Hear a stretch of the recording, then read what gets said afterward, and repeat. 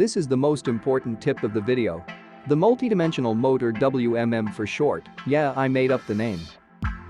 Oh boy, your boss will hate me for showing you that, but if you press Windows plus Tab you can have multiple desktop areas, so during work you can multitask, play games and keep everything organized.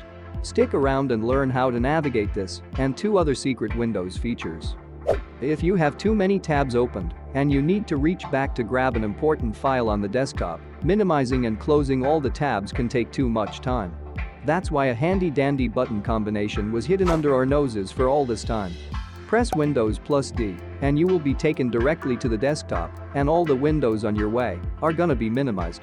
Pressing it again will bring them all back up in the same order and position that you previously had. Next tip, gonna be quick. If you find yourself doing a lot of copy and paste in a repetitive way, you need to know this secret button combo to unlock all your copy and paste history. Press Windows plus V to open up the transfer area, a magical place where all your copied text and images goes. Now the moment you have been waiting for, the guide on how to use and manipulate the Windows multidimensional mode.